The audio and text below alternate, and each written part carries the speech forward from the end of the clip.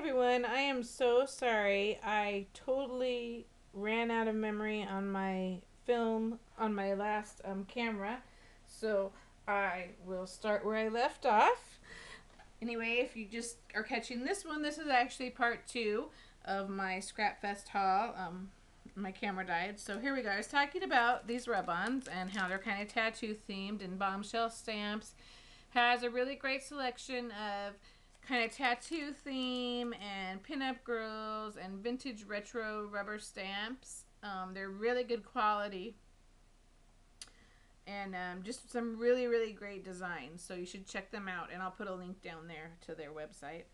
I also picked up for $1.99 a little bag that had all this kinds of stuff in it, that I think was probably from one of Archiver's projects that they had. I had this really nice Prima flower on the key, and then all the buttons, and there was a butterfly in there, and this button was kind of cool looking. It's kind of a glass button. Anyway, that was kind of neat. And then I did some make and takes. We Are Memory Keepers. I did this book.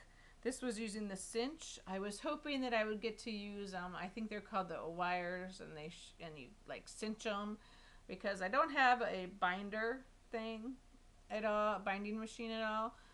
So I was looking at the cinch, and I wanted to see how those worked, but then they didn't show that. They had us just do these coil wires and use I think it's, I don't remember the line of the paper. It's their new paper though, I think. Cosmo Cricket. This, I did not have to wait very long at all for that. This was the first make and take that I did. One of my pearls fell off, but this is using their Mitten Weather. It's their new winter holiday line. It's really cute. Unity Stamps make and take. It's kind of, I really love Unity Stamps. They're one of my favorite stamp lines, but their make and take was a little lame. But oh well, some of them were. Theirs wasn't the only one, but I guess they have to, make it.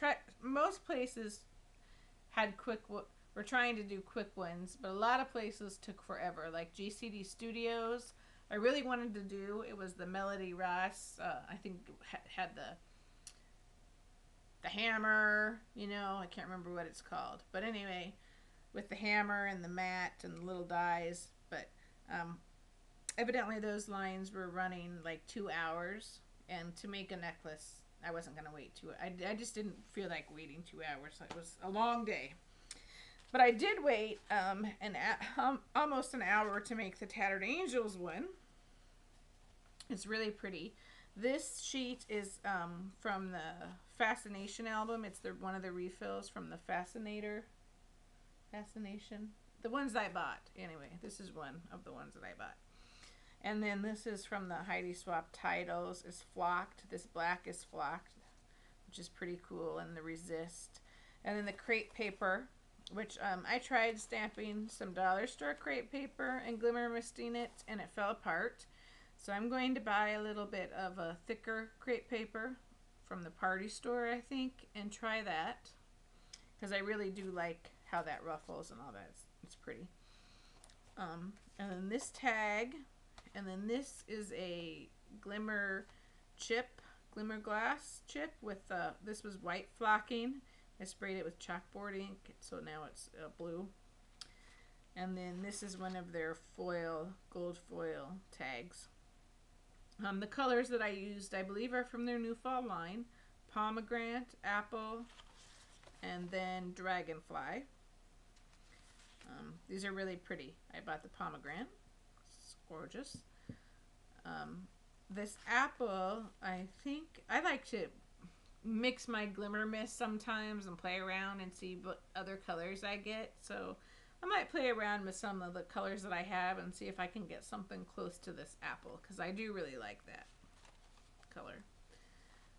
Alright, and lastly, I took a class with Tim Holtz, which was great. It was my very first time ever taking a class from him, and he is just what everybody says he is. Great teacher, great educator, very funny, charismatic guy.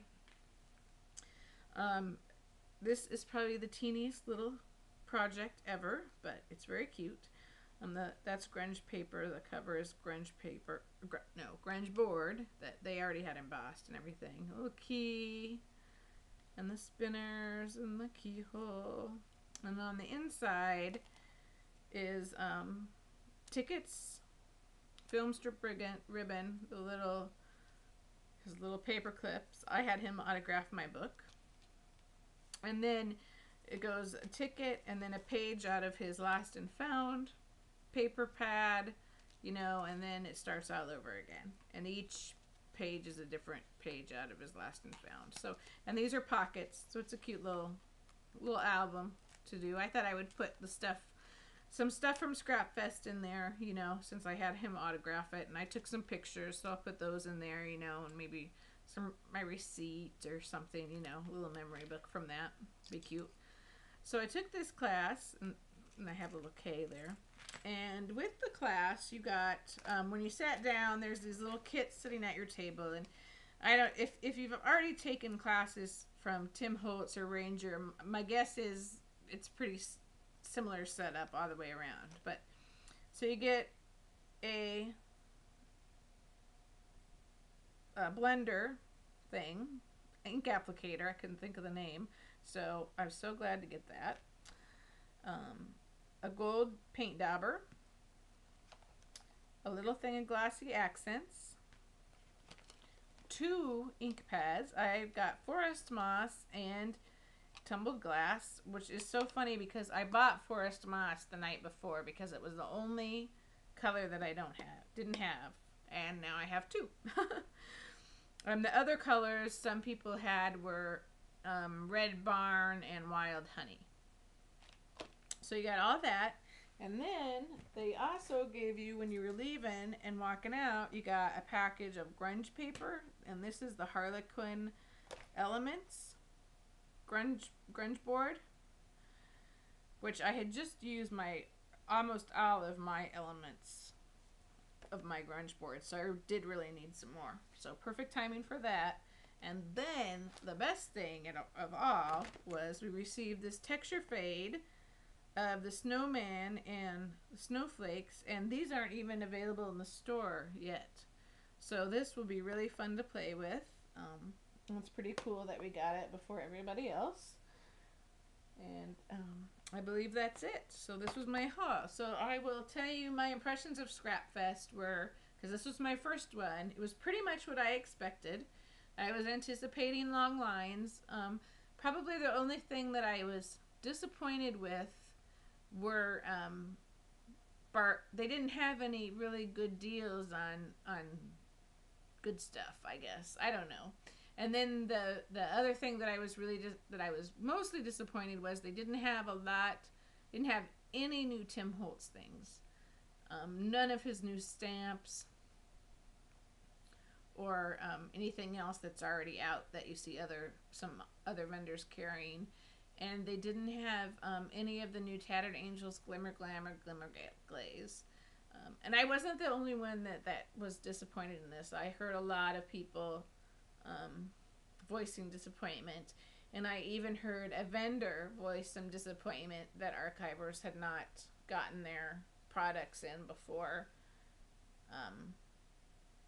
ScrapFest. So I'm kind of thinking I might write a letter, and I know it's just one little letter, but just a letter to them, to archivers saying, you know, maybe they should think about pushing back ScrapFest a couple of weeks or something, just to make sure that they're getting in some of that, more of that new hot summer CHA stuff.